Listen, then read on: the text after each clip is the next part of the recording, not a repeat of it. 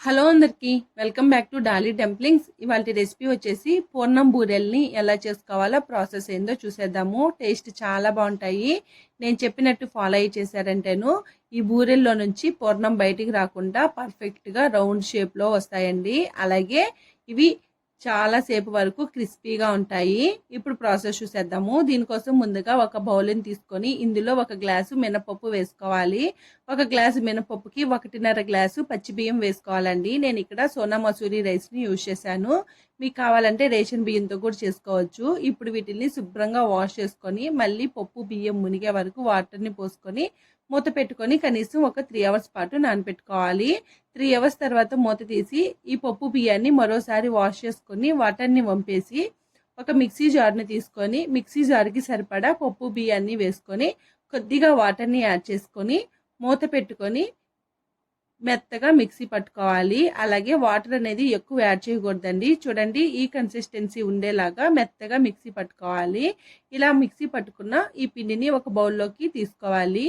ఇలా పిండిని ఒక 3 అవర్స్ పాటు బయట రూమ్ టెంపరేచర్లో ఉంచేసుకోవాలండి. మీరు ఈ పూర్ణం బూరెల్ని ప్రసాదంగా చేసుకోవాలనుకుంటే తెల్లవారుజామున బియ్యాన్ని నానబెట్టుకొని పిండిని ప్రిపేర్ చేసి పెట్టుకోండి. ఈ పిండి పులిసేలాగా ఇప్పుడు ఒక కప్పుని తీసుకొని ఇందులో 1 గ్లాసు పచ్చిశనగపప్పుని వేసుకొని శుభ్రంగా వాష్ చేసుకొని ఒక అరగంట సేపు పాటు నానబెట్టుకొని తీసుకోవాలి. చూడండి, ఇక్కడ పప్పు మరీ ఎక్కువ నానాల్సిన అవసరం లేదు. నేను ఈ గ్లాస్తో 1 గ్లాసు పచ్చిశనగపప్పుని తీసుకున్నానండి. ఇప్పుడు ఒక కుక్కర్ గిన్నెని తీసుకొని మనం ముందుగా నానబెట్టుకున్న పచ్చిశనగపప్పుని వేసుకోవాలి. అలాగే పప్పుని మరీ ఎక్కువ నానబెట్టేసుకుంటే పూర్ణం అనేది లూజ్ అయిపోయే ఛాన్సెస్ ఉంటుందండి. ఇప్పుడు 1 కప్పు పచ్చిశనగపప్పుకి 1.5 గ్లాసు వాటర్ని పోసుకొని మూత పెట్టుకొని స్టవ్ ఆన్ చేసి స్టవ్ మీద పెట్టుకొని మంటని మీడియం ఫ్లేమ్లో ఉంచి ఒక 3 విజిల్లు వచ్చే వరకు ఉడికించుకోవాలి. 3 విజిల్లు వచ్చిన తర్వాత చూడండి, ఇలా మూత తీసుకొని ఒక గిన్నెని పెట్టుకొని ఈ పప్పుని వడగట్టి తీసుకోవాలండి. ఎక్సెస్ వాటర్ ఏమైనా ఉంటే వచ్చేస్తాయి. అలాగే ఈ వాటర్ని వేస్ట్ చేయాల్సిన అవసరం లేదు. రసం పెట్టుకున్నట్లయితే అందులో యూజ్ చేసుకోవచ్చు. రసం టేస్ట్ కూడా చాలా బాగుంటుంది. పప్పు కూడా మరీ ఎక్కువ ఉడకబెట్టుకోకూడదండి. కాస్త పలుగ్గా ఉడకబెట్టుకుంటే సరిపోతుంది. ఇప్పుడు ఈ పప్పు కాస్త చల్లారిన తర్వాత ఒక మిక్సీ జారుని తీసుకొని పప్పుని మిక్సీ జార్లో వేసుకొని మూత పెట్టుకొని మెత్తగా మిక్సీ పట్టుకోవాలి. ఈ పప్పులో వాటర్ ఏమీ యాడ్ చేయకూడదండి. వాటర్ అంతా ఇంకిపోయిన తర్వాతే పప్పుని వేసుకొని మిక్సీ పట్టుకోవాలి. చూడండి, ఈ పిండి అనేది ఈ కన్సిస్టెన్సీలో గట్టిగా ఉండాలి. ఇప్పుడు దీన్ని పక్క పెట్టేసుకొని స్టవ్ ఆన్ చేసి ప్యాన్ పెట్టుకొని 1 కప్పు పచ్చిశనగపప్పుకి 3/4 కప్పు బెల్లం తురుముని వేసుకోవాలి. అలాగే ఇందులో కొద్దిగా వాటర్ని యాడ్ చేసుకొని మంటని మీడియం ఫ్లేమ్లో ఉంచి ఈ బెల్లం ముక్కలు బాగా మెల్ట్ అయ్యే వరకు మధ్య మధ్యలో కలుపుతూ ఉడికించుకోవాలి. మీరు బెల్లాన్ని ఎక్కువ వేసేసుకున్నారంటేను పూర్ణం అనేది బూరెల్లో నుంచి బయటకు వచ్చేసే ఛాన్సెస్ ఉంటుందండి. చూడండి, ఈ విధంగా చక్కగా బెల్లం మొత్తం కరిగిన తర్వాత ఇప్పుడు ఇందులో మనం ముందుగా మిక్సీ పట్టి ఉంచుకున్నాం కదా, ఆ పిండిని వేసుకోవాలి. అలాగే బెల్లం మొత్తం కరగాల్సిన అవసరం లేదండి, అక్కడక్కడ పొలుగ్గా ఉన్నా సరిపోతుంది.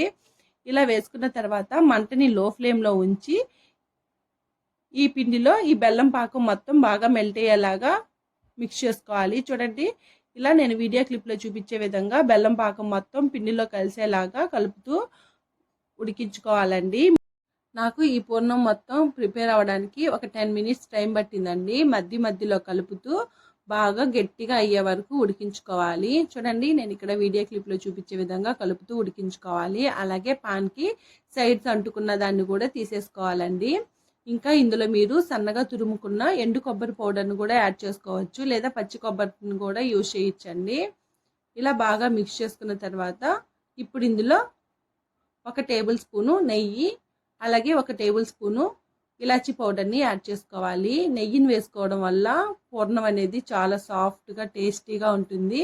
అలాగే మంచి ఫ్లేవర్ కోసం ఇక్కడ ఇలాచీ పౌడర్ని యాడ్ చేశానండి. ఇలా బాగా మిక్స్ చేసుకున్న తర్వాత స్టవ్ ఆఫ్ చేసేసుకొని ఈ పూర్ణాన్ని మొత్తం ఈ పాన్కి బాగా పలచగా స్ప్రెడ్ చేసుకోవాలి.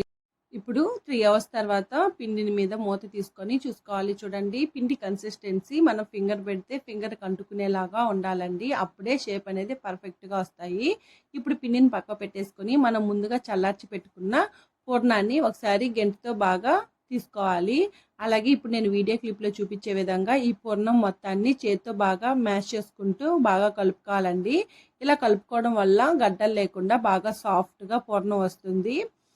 ఇప్పుడు ఈ పూర్ణాన్ని బూరెలు మీకు ఏ సైజులో కావాలో ఆ సైజుకి తగ్గట్టు పూర్ణాన్ని కొద్దిగా తీసుకుంటూ రౌండ్గా బాలుల్లాగా చుట్టుకోవాలి. చూడండి, నేను ఇక్కడ వీడియో క్లిప్లో చూపించే విధంగా రౌండ్గా లడ్డూల్లాగా చుట్టుకోవాలి. అదేవిధంగా అంతా పూర్ణాన్ని ఇలా రౌండ్గా బాల్స్ లాగా చుట్టుకొని పక్కకు పెట్టుకోవాలి.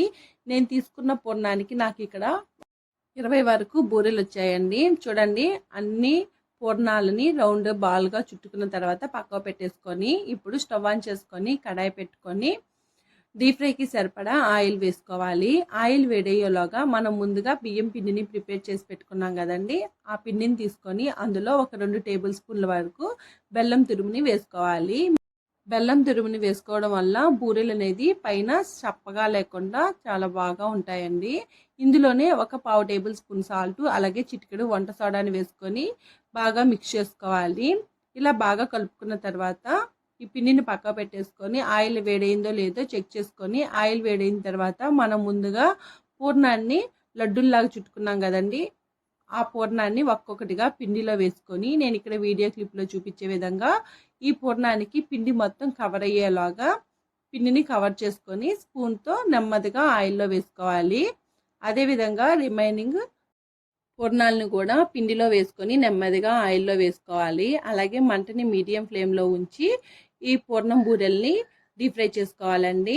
అలాగే పూర్ణం బూరెలు వేసిన వెంటనే మీరు గడ్డితో పెట్టేసి కలిపేయద్దు. అలా కలిపేశారంటేను పూర్ణం అనేది బయటకు వచ్చేసే ఛాన్స్ ఉంటుంది.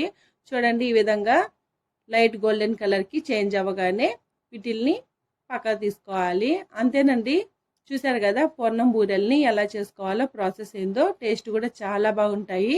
అలాగే గంటల కొద్దీ ఇవి చాలా క్రిస్పీగా టేస్టీగా ఉంటాయి. చూసారు కదా, మరిన్ని వీడియోస్ కోసం మన ఛానల్ని సబ్స్క్రైబ్ చేసుకోండి. అలాగే నోటిఫికేషన్ సింబల్ని ఆన్ చేయండి.